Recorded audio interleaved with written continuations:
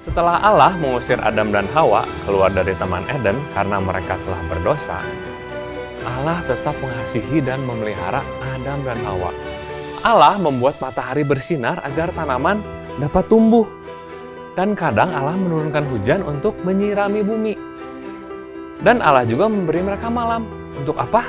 Agar mereka dapat beristirahat. Dan masih banyak pemeliharaan yang Allah berikan untuk mereka. Dan Allah juga menunjukkan kasih-Nya kepada Adam dan Hawa dengan memberikan kepada mereka 2 orang anak laki-laki. Pertama, kalian pasti tahu kan namanya siapa? Iya betul, Kain. Yang kedua, Habil. Wah, mereka pasti seneng banget ya. Tadinya hanya berdua, tambah 2, jadi berempat. Kira-kira mereka ngapain aja ya? Pasti sama dengan kita. Makan bersama, main bersama, papa ajarin anak-anaknya. Pasti seru banget. Dan lebih serunya mereka main di hutan. Namun, karena mereka sudah berdosa, mereka juga mengalami sakit. Kesel, lelah. Karena nggak gampang ya menanam tanaman, memelihara kambing domba agar tetap sehat. Nah, setelah besar, Kain dan Habel juga bekerja membantu Adam. Kain menjadi seorang petani dan Habel menjadi seorang gembala. Kemudian Adam juga mengajarkan kepada Kain dan Habel untuk memberi persembahan kepada Tuhan karena waktu itu Tuhan Yesus belum datang, jadi mereka meminta ampun kepada Allah dengan memberikan apa yang mereka miliki dari apa yang telah mereka kerjakan. Jadi misalkan Kain seorang petani, jadi Kain mempersembahkan buah atau sayuran yang ia tanam di ladangnya dan memberikannya kepada Tuhan sebagai persembahan. Tetapi ketika Kain memberikan persembahannya, Tuhan tidak senang dengan persembahannya. Kenapa ya Allah tidak menyukai persembahan dari Kain? Apakah Allah itu tidak suka makan sayur? Seperti... me? Karena waktu Habel mempersembahkan anak dombanya yang terbaik dari seluruh domba miliknya, Allah senang sekali dengan persembahan Habel. Apakah benar Allah tidak suka sayur? Jadi, kenapa ya Allah tidak suka dengan persembahan Kain yang membawa buah dan sayuran, tapi Allah senang dengan domba yang dipersembahkan oleh Habel? Kalian pasti bisa menebaknya kan? Mungkin kalian mau bilang, Kain mah pasti kasih sayurnya yang busuk. Mungkin saja sih. Tapi Alkitab berkata bahwa pada saat Kain memberi persembahan kepada Allah, Kain tidak memberikan dengan hati yang baik. Kain tidak percaya dan mengasihi Allah sehingga dia mau memberikan persembahan yang terbaik kepada Allah. Berbeda dengan Habel. Allah melihat hati Habel yang sungguh-sungguh mengasihi Allah. Sehingga waktu Habel mempersembahkan kepada Allah, dia cari domba yang terbaik, yang paling sehat, paling gendut, pokoknya best of the best. Karena Habel tahu Tuhan selalu layak mendapatkan yang terbaik dari kita. Dan jangan lupa, Tuhan itu melihat hati kita. Dia tahu apakah kita ini benar-benar mengasihi Dia atau tidak.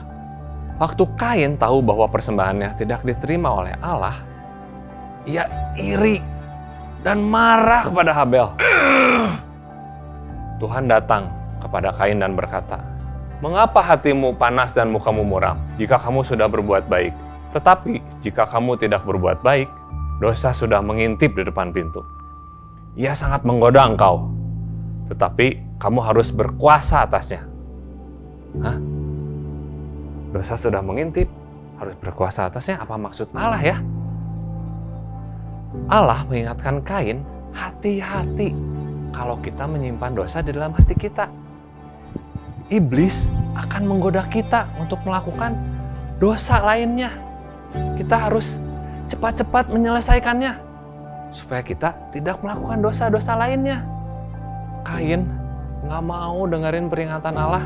Dia tidak ingin melakukan apa yang Allah katakan. Lalu Kain mencari Habel. Habel, ayo kita jalan-jalan.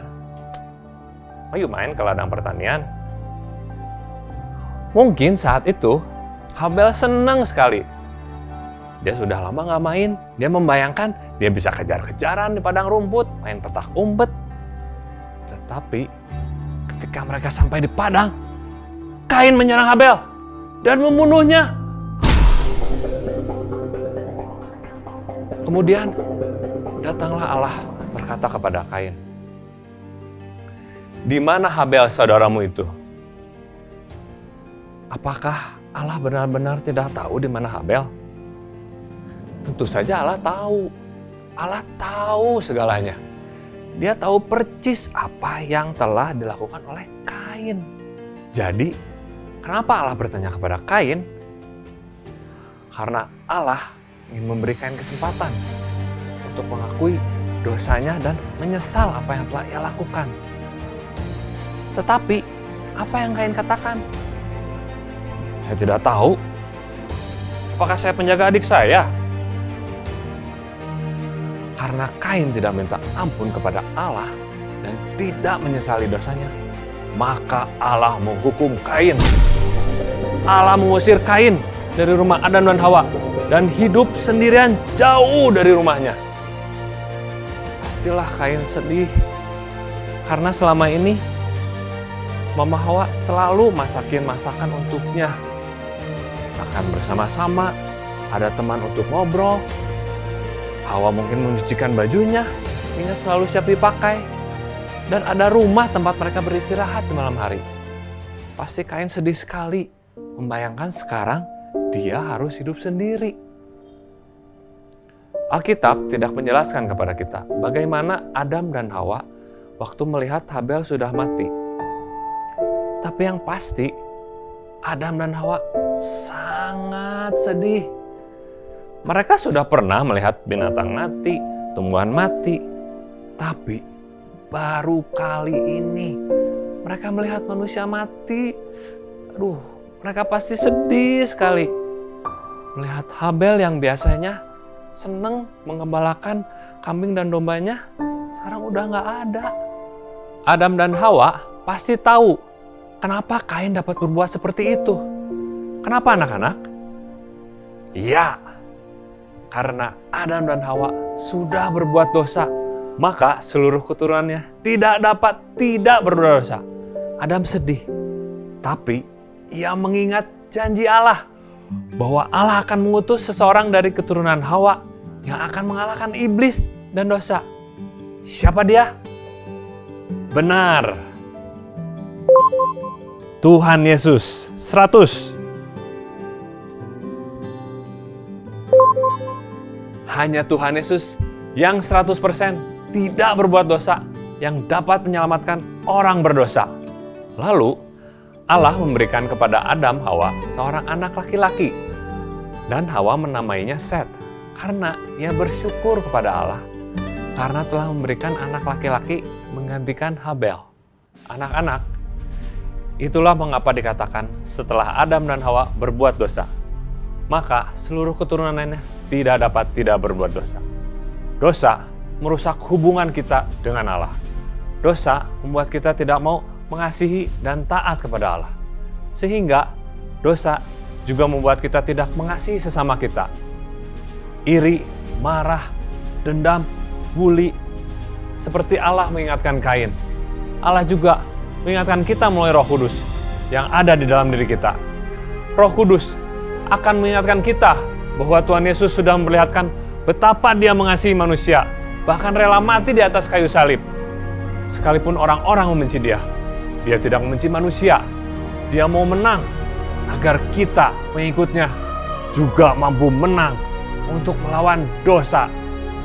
Kalau kita mulai digoda untuk melakukan dosa, cepat-cepat berdoa minta Tuhan tolong agar kita tidak melakukan dosa. Dan apabila kita sudah melakukan dosa, mari kita datang kepada Tuhan, minta ampun atas dosa-dosa kita, dan minta Tuhan mampukan kita agar kita dapat menang melawan dosa. Dan juga seperti Habel yang mau menyenangkan hati Allah dengan memberikan yang terbaik yang ia punya. Apa yang kita punya? Waktu, talenta, dan juga hati kita.